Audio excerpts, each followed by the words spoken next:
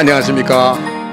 휘문고등학교의 교사 김효입니다. 오늘 이렇게 좋은 날 저의 수업에 함께 해주셔서 대단히 고맙습니다. 오늘 이 시간이 여러분들한테는 굉장히 소중한 시간으로 되돌려질 수 있도록 열과 성을 다해서 수업에 임하도록 하겠습니다.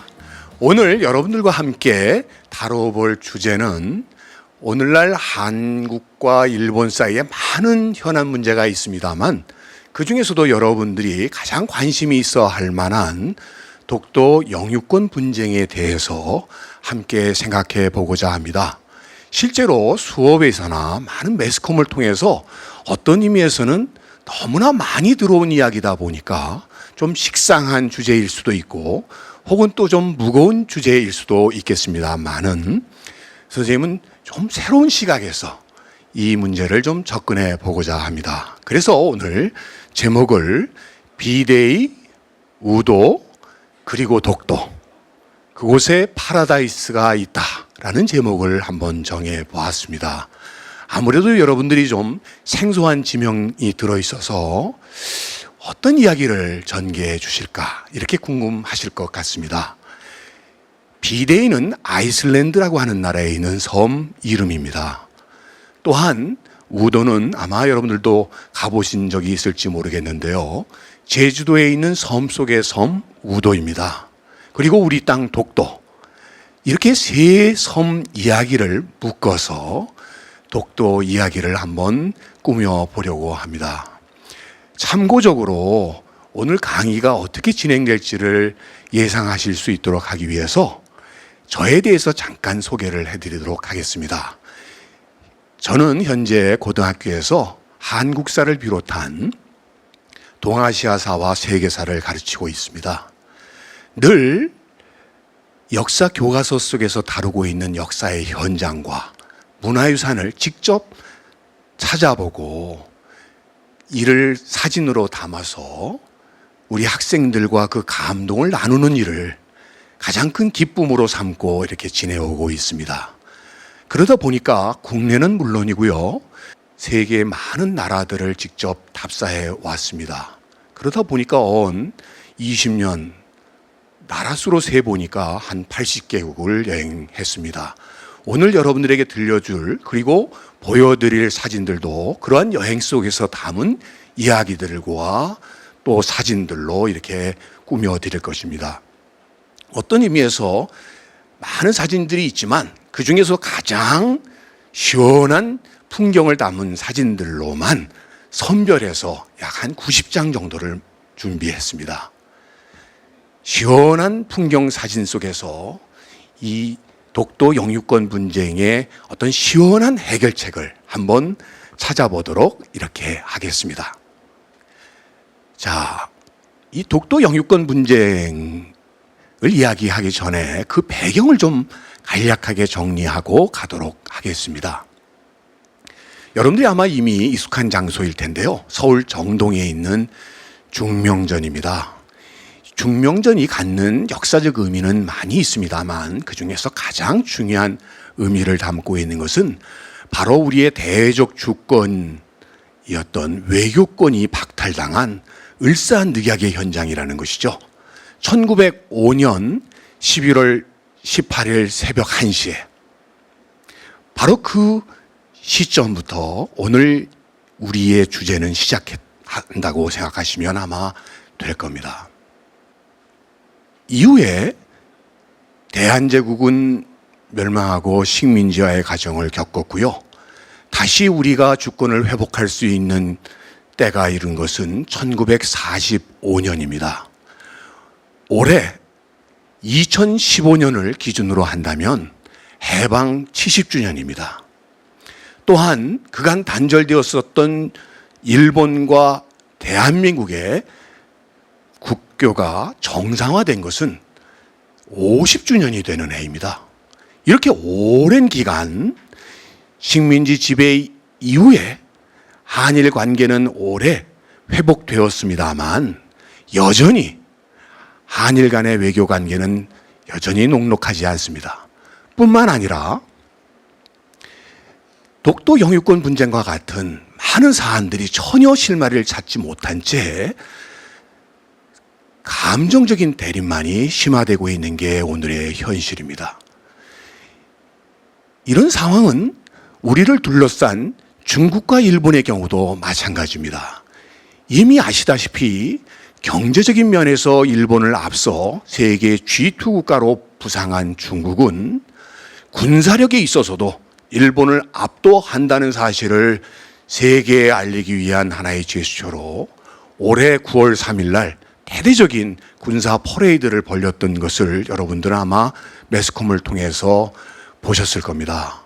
우리나라의 대통령께서도 직접 참여하셨던 이 행사의 사실 가장 큰 의미는 그날이 바로 일본군으로부터 항복문서의 조인을 받았던 날로서 중국에서는 이를 중국인민 항일전쟁 승리 기념일로 이렇게 기념하고 있습니다. 이날 이런 군사적인 퍼레이드를 통해서 명실상부하게 일본의 군사적인 면에서도 우위에 있다는 점을 알리고 싶었던 것이겠죠. 그러다 보니까 일본도 이에 맞서서 그간의 평화헌법의 규정을 위반하여 집단 자유권법을 최근에 의회에서 통과시켰습니다. 이는 70년간 유지되어 왔었던 평화헌법의 정신을 버리고 전쟁 가능 국가로 전환하는 것을 의미하는 것입니다. 즉, 한반도를 둘러싸고 중국과 일본의 대결 상황은 상당히 심각한 상황으로 치닫고 있다는 말씀이 되겠습니다. 그런데 이런 상황은 사실 어제 오늘의 일은 아니었습니다. 우리가 역사를 되짚어 보면 이미 14세기부터 중국과 일본은 이 한반도를 둘러싼 대립 상황이 계속되었고요. 이런 상황을 흔히 사자성어로 복배수적이라고 이렇게 불러왔습니다. 복과 배, 즉 배와 등 양쪽의 적이 몰려온다는 이야기가 되겠습니다. 그런데 문제는 이렇게 두 열강 간의 세력의 균형이 깨질 때 늘 예외 없이 한반도는 전쟁터가 되었다는 사실입니다. 여러분들도 잘 알다시피 16세기 말에 임진왜란, 19세기 말에 청일전쟁이 그 바로 대표적인 예가 되겠습니다. 그런데 오늘날은 이런 복배수적의 단계를 넘어서서 이 몸통에 해당되는 한반도가 남북으로 분단된 상황에 중국과 일본뿐 아니라 여기에 미국과 러시아까지 가담한 소위 사면수적의 이런 상황에 우리가 처해 있다는 점입니다. 자, 이런 상황 속에서는 단순하게 중립외교 노력만으로는 대한민국이 존립하기 어려운 상황에 있다는 점입니다. 이미 대한제국의 고종황제가 펼쳤던 세력 균형론에 의한 중립외교 노선은 큰 시료를 거두지 못한 채 실패했던 사실을 우리는 이미 역사에서 교훈으로 배운 바 있습니다.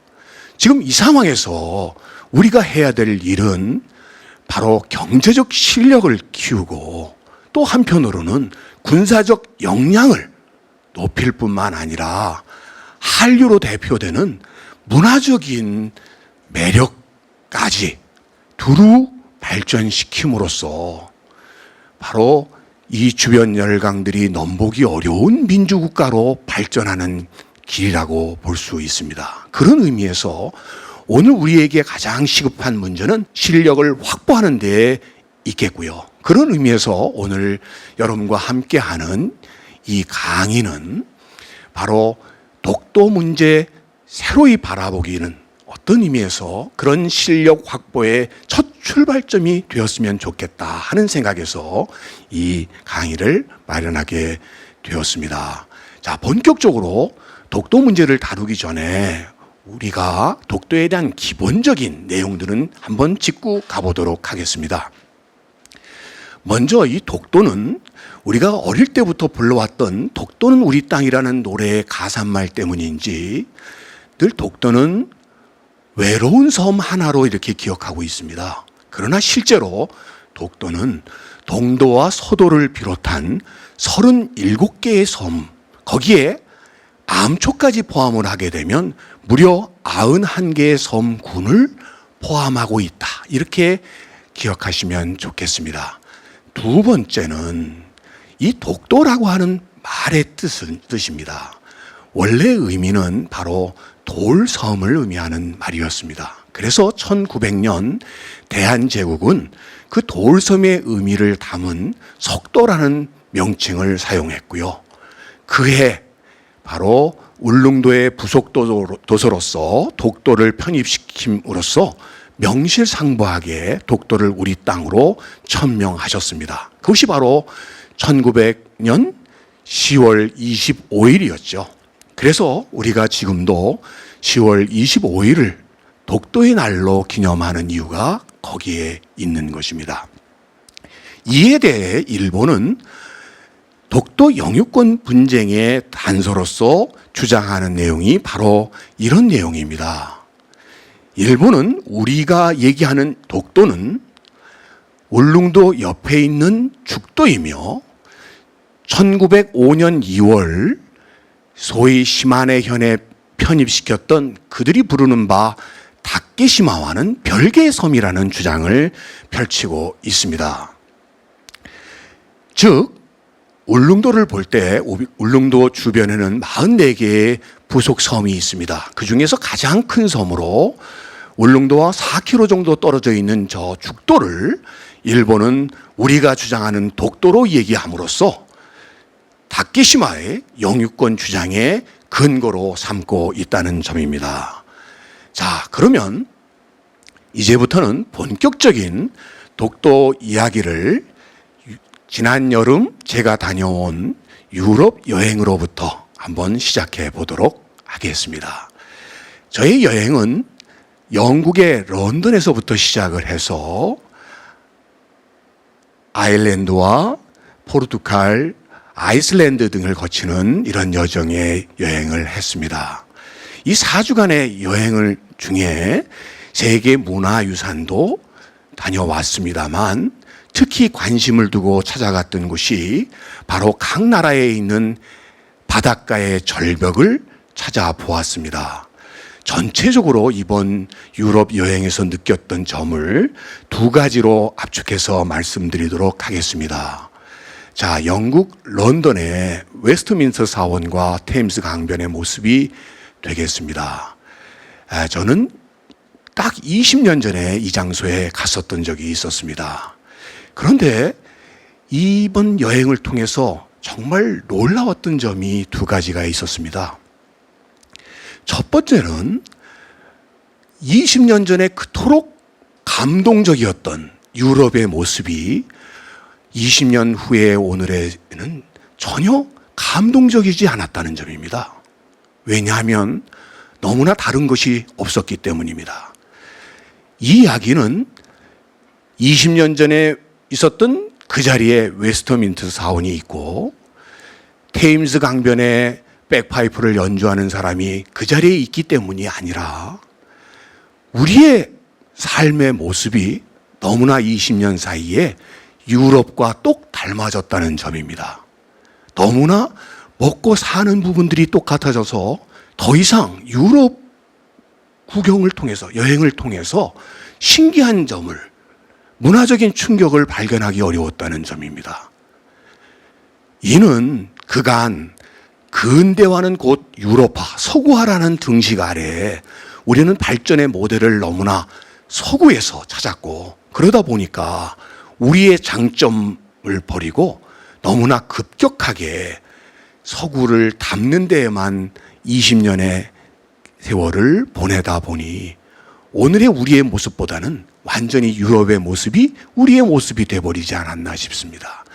그런 의미에서 뭔가 이제 잃어버렸던 우리의 아름다움과 되찾아야 될 때가 아닌가 하는 것이 첫 번째 이번 여행의 소감이고요.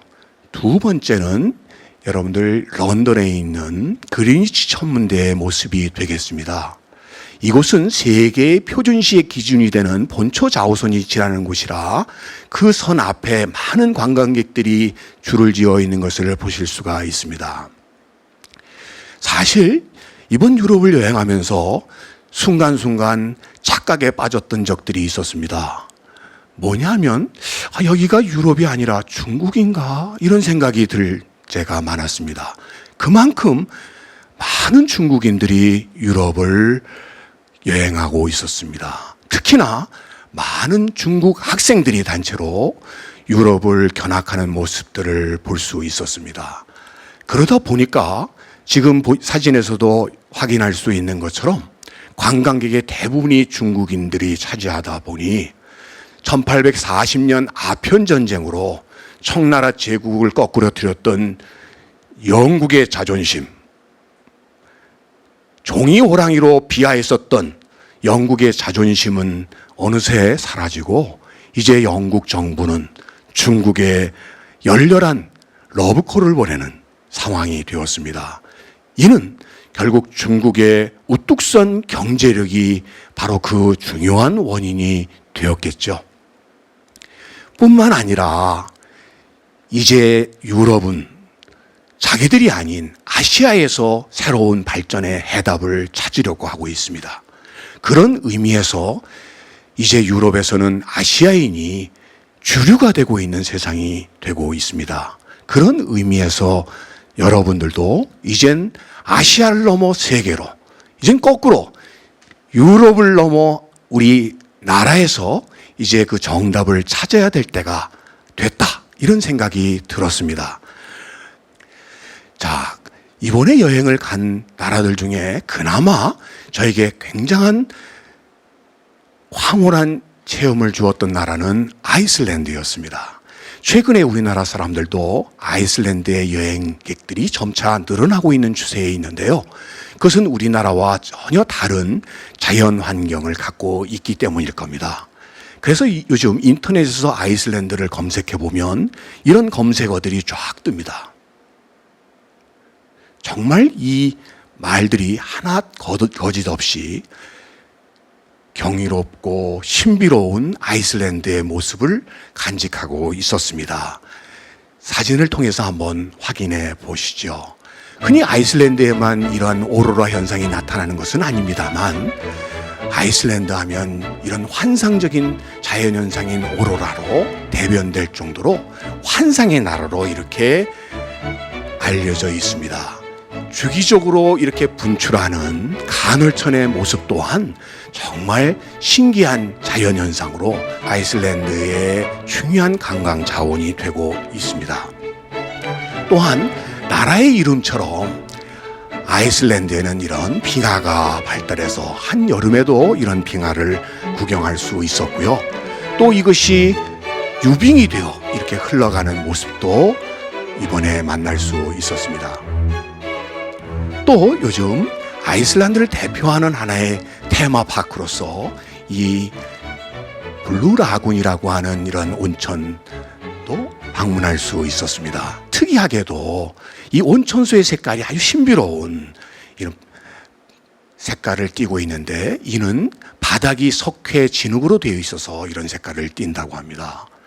자, 이것뿐만 아니라 전국적으로 발달한 온천 이런 것들 또한 아이슬란드가 갖는 중요한 관광 자원이 될 수 있겠다 싶습니다.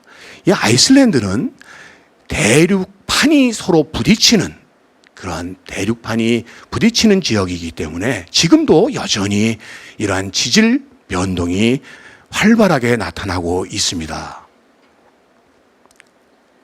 그러다 보니까 마치 젊은 지구의 모습을 발견할 수 있는 것처럼 새롭게 융기한 이런 산맥의 모습들도 만날 수 있었고요. 이미 폭발을 이룬 이러한 분화구, 그에 따라 나타난 저 넓은 화산 대지, 용암 대지와 더불어 그 위를 덮고 있는 푸른색의 이끼류들이 카페트처럼 푹신하게 덮여 있는 이런 장관들, 또한 대지가 이렇게 쫙 갈라진 듯한 이런 열곡의 엄청난 수량을 자랑하는 폭포들이 아이슬란드 전역에서 이렇게 폭포수를 쏟아내고 있었고요. 분말 이루어지는 물방울들이 이렇게 환상적인 무지개를 연출해내곤 했습니다. 뿐만 아니라 짧은 여름을 일제히 피어난 꽃들로 이렇게 꽃동산을 이루기도 했었고, 비록 규모는 작아도 아주 디자인 감각이 뛰어난 이런 별장들의 모습들을 통해서도 아이슬란드는 정말 매력적인 도시라는 국가이라는 것을 확인할 수가 있었습니다. 그러나 그 모든 것보다도 저에게 가장 감동적으로 다가왔던 것은 아이슬란드의 마지막 여행날 만난 비데이라는 섬이었습니다. 자, 이 지도에서 보시면 알겠습니다만 정말 우리나라에선 먼 저 서쪽 끝에 있는 이 비데이 섬, 그리고 우도, 그리고 독도, 오늘 우리가 다루어 볼 이야기들이 바로 이 세 섬의 이야기입니다. 어떻게 해서 이 먼 곳에 있는 이 세 섬이 서로 하나의 공통점으로 이어질 수 있느냐 하면 바로 이것입니다. 비데이에서, 그 아름다운 비데이 섬에서 우도를 발견하게 되었고요. 우도에서 독도의 모습을 발견하게 되었기 때문입니다. 자, 먼저 비데이 섬 구경하시겠습니다. 이 비데이는 아이슬란드의 수도인 레이카비크에 아주 가까이 있는 섬입니다. 그래서 요 부두에서 저 자그마한 배를 타면 5분이면 건너갈 수 있는 곳에 위치한 것이 바로 비데이 섬입니다.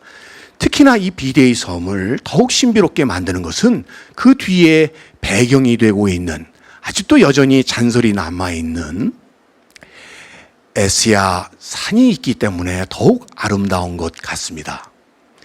자, 저 멀리 펼쳐져 있는 도시가 바로 레이카빅입니다. 흔히들 호수와 산이 만들어낸 동화와 같은 도시, 이렇게 찬사를 보내는 도시답게 세계의 호화 유람선들이 끊임없이 이곳으로 들어오는 이 레이카비크를 등지고 바로 이 비데이 섬으로 넘어왔습니다. 이 섬은 나무 한 그루 없이 끝없이 이런 초원이 펼쳐져 있었습니다. 근데 놀랍게도요, 제가 귀국해서 이 비데이라는 말의 의미가 뭔지를 검색해 보니까 놀랍게도 의미가 숲섬이라는 의미를 갖고 있었습니다. 즉 원래 이 섬은 많은 나무로 우거져 있었던 섬이고 많은 사람들이 살았던 섬이었습니다.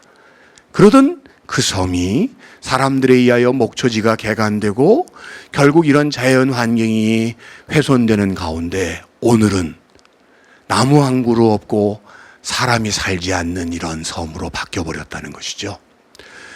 자, 그런 극적인 변화 속에서 이 섬의 입구에서 우연히 발견한 바로 안내판이 이것입니다.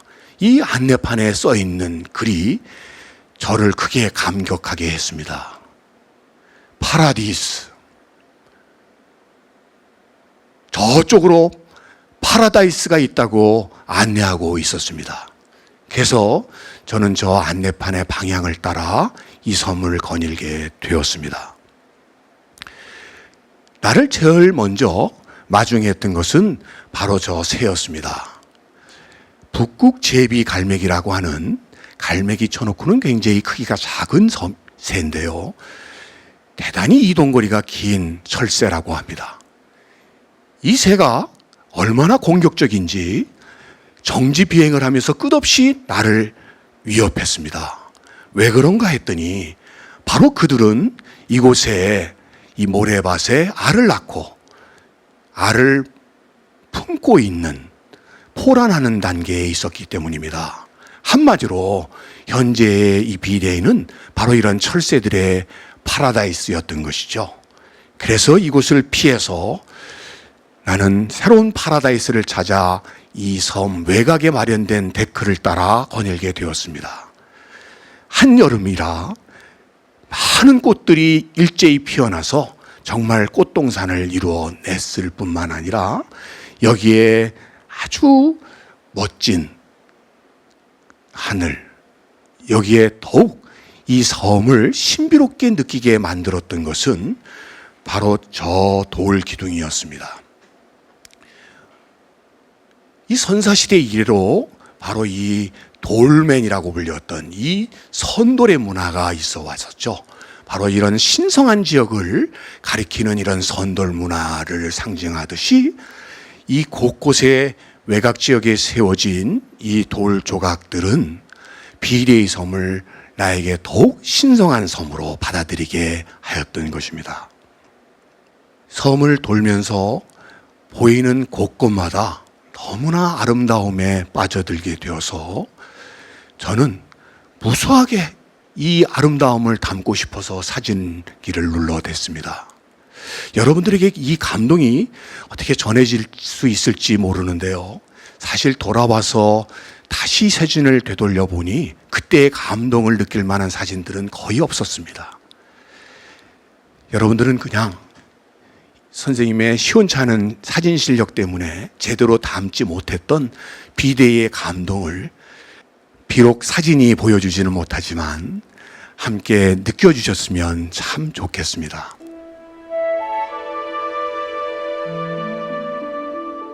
자, 이렇게 감동적인 모습들을 보다 보니까 정말 시간 가는 줄을 몰랐고요.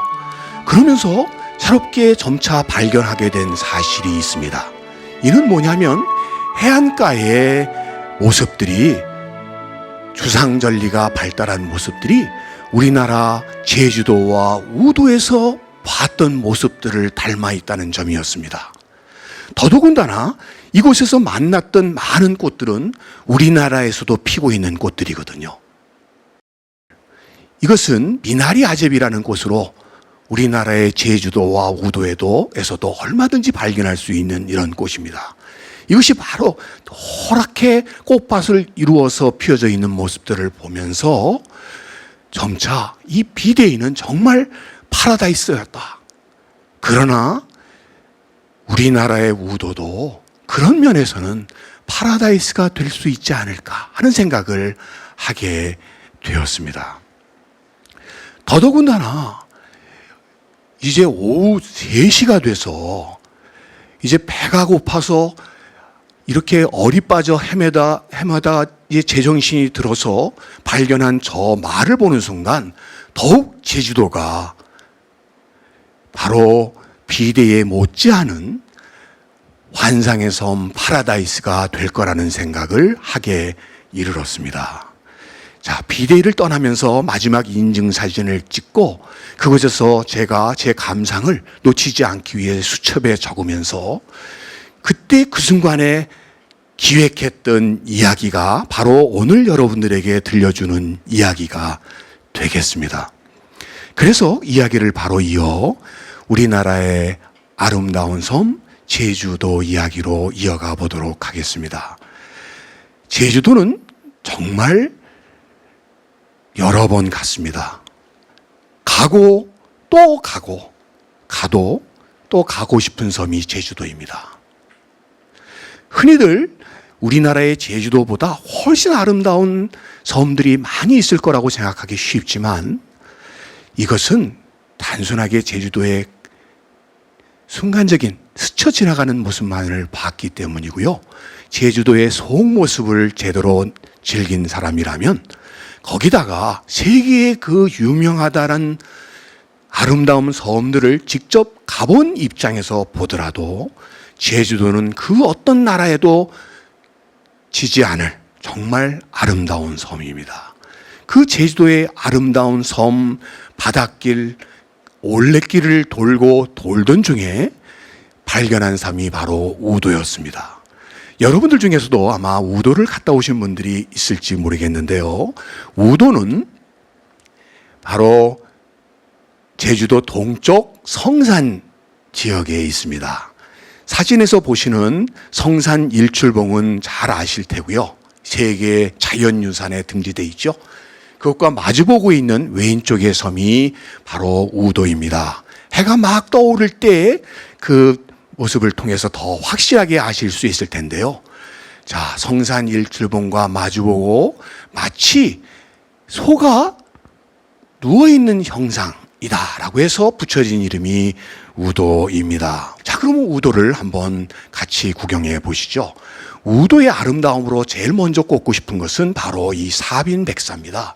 우리나라의 일반적인 모래와는 사뭇 다르게 이것은 산호모래이기 때문에 저 카리브해나 가야 볼 수 있는 코발트 빛깔의 바다 색깔을 하고 있다는 점이죠. 그러다 보니까 이 해수욕장에 이 바닷물에 물을 담그면 정말 발에 파란 물이 들 것만 같은 너무나 아름다운 이런 해변을 갖고 있다는 점입니다. 이것만이 아니라 대부분 지역은 이러한 화산섬답게 검은색의 현무암들이 해변가를 이루고 있었습니다. 자, 이렇게 돌무더기 많이 있을 것 같은 이 우도 해안가에는 끊임없이 많은 꽃들이 피어나고 있었습니다. 언뜻 보시면 나팔꽃 같이 생긴 이 꽃의 정확한 이름은 매꽃입니다. 특히 이게 물가에 있기 때문에 앞에 접두어가 갯이란 말이 붙습니다. 그래서 갯 매꽃이라고 불리우는 이 꽃과 함께 배경이 되고 있는 이 현무암. 자, 우도의 아름다움의 시작입니다. 자, 갯 쑥부쟁이라고 하는 꽃을 하얀 등대를 배경으로 함께하고 있는 두 연인의 모습, 정말 저절로 행복해질 수밖에 없습니다. 자, 이곳은 검벌레 해안입니다. 우도의 또 하나의 아름다움 중에 하나인데, 검벌레는 검은 모래라는 뜻으로 이 지역의 해안은 하얀 모래가 아닌 검은 모래이고요. 또한 여기에 바닷물에 의해서 이루어진 이러한 동굴들이 발달하고 있는 지역입니다. 그 건너편의 모습이 바로 우도봉입니다. 여기에도 이런 해안 절벽이 발달하고 있고요. 저 멀리 우도 등대가 보이고 있습니다. 저는 이 모습이 마치 독도의 모습으로 다가왔습니다. 앞에 갯기름 나물과 그 중간에 큰 궤적을 짚고 지나가는 모터보트, 그리고 해안 절벽, 이것이 우도의 아름다움 중에 하나로 꼽을 수가 있겠습니다. 자, 저 멀리 휘날리는 태극기를 배경으로 앞에는 갯가에 핀 꽃들, 갯패랭이 꽃들이 아름답게 피어 있고요. 저 바다 너머에는 많은 오름들과 한라산이 보이는 바로 이 어디가 섬이고 어디가 육지인지 알 수 없는 이 우도의 모습. 그러다 보니까 이곳의 이름은 원래 닭 오줌 냄새가 난다고 해서 붙여진 개오등이라고 하는 꽃입니다. 그런데 우도에 피고 있는 이 꽃은 오줌 냄새보다는 향기로운 냄새가 날 것만 같은 아름다움을 더해주고 있습니다. 돌가시 나무는 바로 이 우도의 생명력을 보여주고 있습니다. 거친 파도와 센 바람, 바닷바람을 이겨내기 위해서 돌에 바짝 엎드려 꽃을 피워내고 있는 모습은 바로 이 우도의 생명력의 상징이 아닐까 싶습니다. 이 우도의 아름다움을 더욱 이국적으로 만드는 꽃들이 있습니다. 바로 문주란이 그 대표적인 예입니다.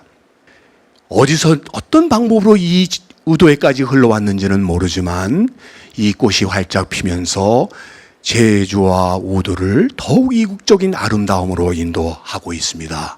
또 하나 소개해 드릴 것은 바로 손바닥 선인장입니다. 요즘 우리가 제주도를 가면 선물로 많이 사오는 것이 초콜릿입니다. 그 초콜릿 중에서도 제주 특산을 흔히 백년초 초콜릿을 많이 사옵니다. 바로 이 백년초는 이 선인장의 열매입니다. 아마 여러분들은 이 선인장 꽃이 이렇게 노랗게 피는 줄은 아마 처음 아시지 않았을까 싶습니다. 바로 이 노란 손바닥 선인장이 피어있는 바닷가 길, 돌담길을 따라 소녀들이 색색의 자전거를 타고 가는 모습을 바라보면 바로 저 길을 따라가면 파라다이스가 있지 않을까 하는 환상에 빠지게 되는 것은 저만의 생각이 아닐 겁니다. 순비기 나무를 배경으로 빨간 기둥과 배, 정말 떠나가고 싶습니다. 염주 개불주머니를 앞에 두고 저 멀리 제주의 모습 또한 우도의 아름다움을 더욱 돋보여준다고 볼 수 있겠죠. 전국 어디에서나 만날 수 있는 대표적인 여름꽃 참나리의 모습도 우도에서 만날 수 있었습니다. 다만 다른 점은 다른 지역과는 다르게 바람을 이기기 위해서 키는 작게 그 대신 아주 풍성한 꽃을 피우고 있는 것이 특징이 되겠습니다. 마지막으로 여러분들에게 알려주고 싶은 것은 우리나라의 국화는 무궁화입니다. 그런데 이 무궁화는 우리나라 특산이 아닙니다. 그런데 제주도에는 우리나라 특산의 무궁화가 있습니다. 여러분들이 보시는 바로 이 노란 무궁화가 바로 그것입니다. 황근이라고 하는 이 무궁화가 바로 우도에 피고 있습니다. 결국 아름다운 제주와 우도의 지킴이로서 황근은 활짝 펴 우리 땅의 아름다움을 지금도 얘기해 주고 있는 것이죠. 자, 우도에서의 여행을 끝내고 이제 마지막으로 독도 이야기로 넘어가도록 하겠습니다. 한 시인은 이 독도를 우리나라를 지키는 소설 때문이라고 이렇게 노래했습니다. 정말 이 사진을 보면 그의 식귀가 마음에 와 닿습니다. 동쪽에 떠오르는 태양을 바라보며 동도와 서도가 우뚝 솟아 우리나라를 지키는 듯 합니다. 그런데 그 독도까지 가는 일은 쉬운 일이 아닙니다. 정말 멀고도 먼 여행 필요하고 여기에는 또 하늘의 도움이 필요합니다. 흔히들 이 독도를 가기 위해서는 동해안에 있는 항구에서 떠나서 일단 울릉도를 가야 됩니다. 최소한 130km 이상이 떨어져 있어서 3시간 이상의 배를 타야만 되고요. 여기서 다시 독도를 가려면 87.4km입니다. 이렇게 정확하게 표기를 해놓은 이유가 있습니다. 이것은 일본의 오키섬보다 우리나라의 울릉도에서의 독도와의 거리가 짧다는 것을 강조하기 위한 것입니다. 그러다 보니까 울릉도에서 독도까지 가는데도 최소한 2시간이 걸립니다. 이렇게 먼 길이인데다가 또 독도를 갔다가 그 길을 다시 되돌아온다는 것 또한 쉬운 일이 아닙니다. 그런데 일본인들이 바라본 독도에 대한 시각은 조금 달랐습니다. 이들은 독도를 갔다 돌아오는 섬으로 보지 않았다는 점입니다. 이들은 바로 대륙으로 나아가는 첫 번째 디딤돌로 독도를 봤다는 점입니다. 그래서 그들은 독도를 디뎌 울릉도로, 울릉도에서 한반도로, 한반도에서 대륙으로 나아가겠다는 생각 아래 독도에 대한 영유권을 그토록 끈질기게 주장하고 있다는 점입니다. 이 점에서 단순하게 우리는 동쪽 끝 우리를 지키는 소설대문으로만 독도를 바라볼 일이 아니라 이제는 독도를 거쳐 대양으로 나아가는 관문으로 봐야 되지 않겠나 하는 생각이 들었습니다. 자, 함께 그 어려운 독도로 가는 길을 저와 함께 떠나보도록 하겠습니다. 저는 정말 운이 좋았습니다. 흔히들 울릉도와 독도를 2박 3일로 여행하려다가 6박 7일이 됐다는 사람들을 많이 만나게 됩니다. 그만큼 결항을 하는 경우가 많다는 얘기가 되겠고요. 거기다가 실제로 독도를 가서도 독도에 상륙하지 못하는 경우도 많이 있습니다. 오죽하면 숲이 우거져서 붙여진 명칭인 울릉도를 하도 파도가 심해 속이 울렁거리는 섬이라고 울릉도라고 부를 정도로 우리가 생각하는 것보다 아주 큰 파도를 만나는 경우가 일반적인데요.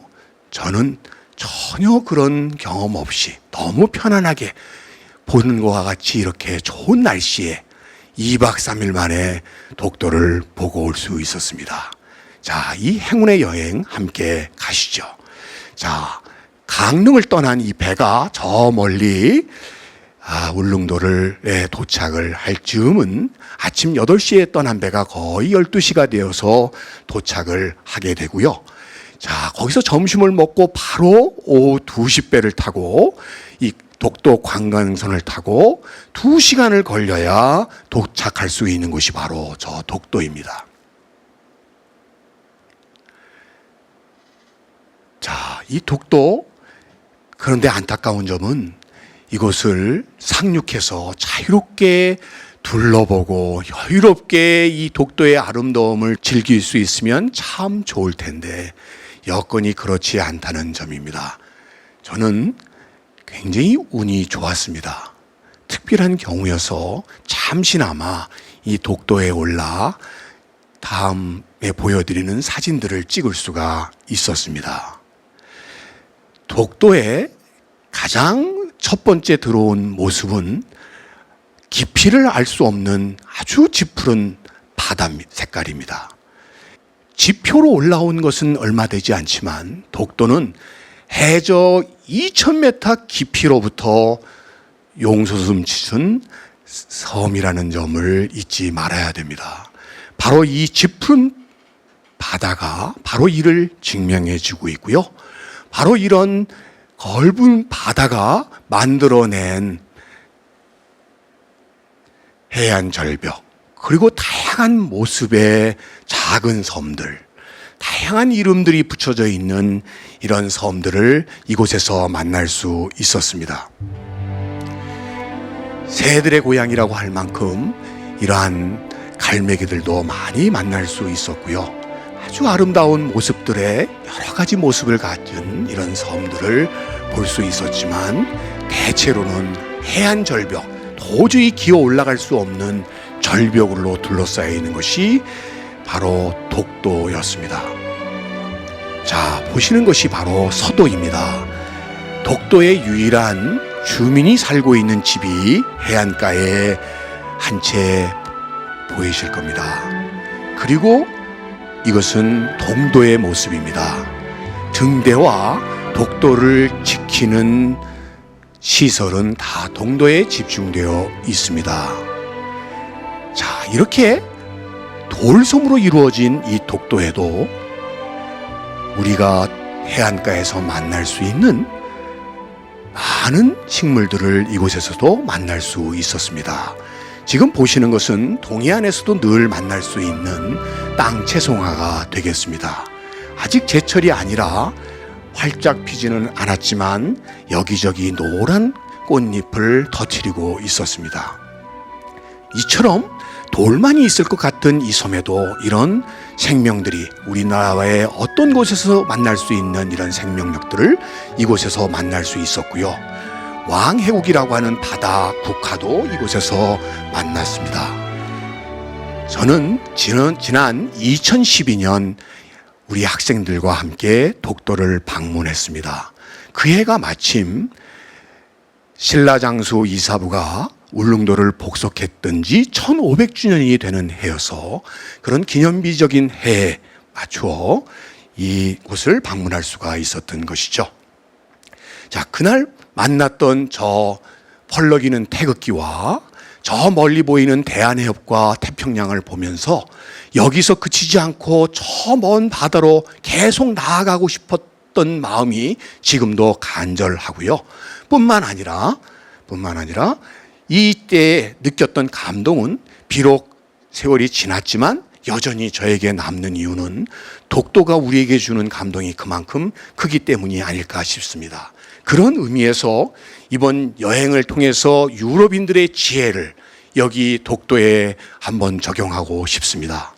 해안 절벽을 단지 단절과 포기의 장애물로 여겼던 것이 아니라 그들의 꿈의 동산 아틀란티스를 찾아가는 첫 출발점으로 받아들였던 유럽인들의 꿈과 성공이 있었기 때문에 오늘의 유럽이 있다고 생각이 듭니다. 자, 이곳은 바로 영국의 화이트 클리프입니다. 바로 이곳이 저 도보 해협을 넘어 프랑스로 가는, 유럽 대륙으로 가는 바로 출발점입니다. 만일 영국인들이 이곳을 출발하지 않았더라면, 출발점으로 삼지 않았더라면 영국은 섬나라로 머물렀을 것입니다. 결국 화이트 클리프는 영국에게 대영 제국의 영광을 돌려줄 수 있었다는 것이죠. 자, 이것은 유럽의 서쪽 끝, 땅끝 마을이라고 불리우는 까보다 로까, 혹은 포르투갈어로 까보다 호까라고 불리우는 호까 곳입니다. 말 그대로 바위 절벽이라는 뜻으로 포르투갈의 수도 리스본에서 가까운 카스카이스 해변에 자리 잡고 있습니다.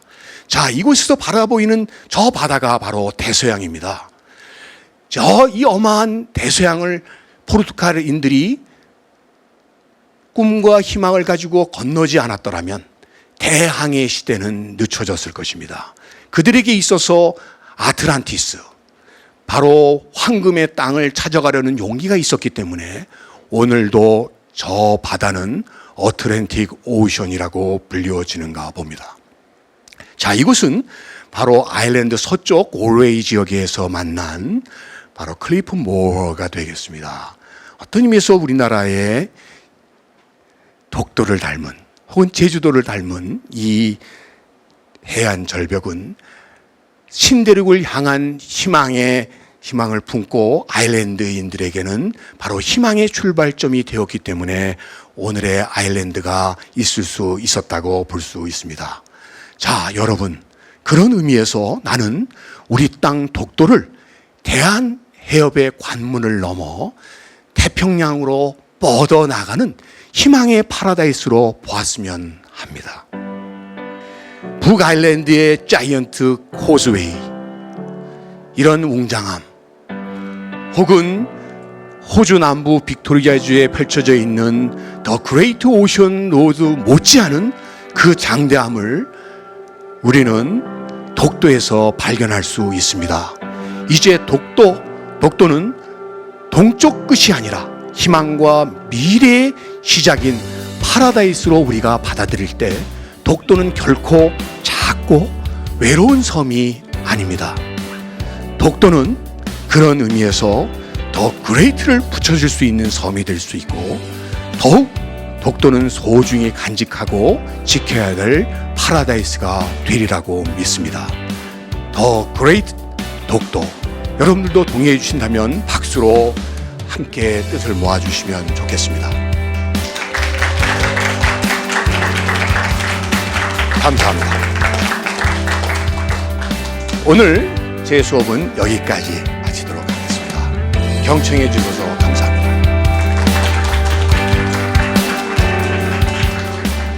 I can't win, I can't reign, I will never win this game without you, without you, without you, without you, without you. I am lost, I am vain, I will never be the same.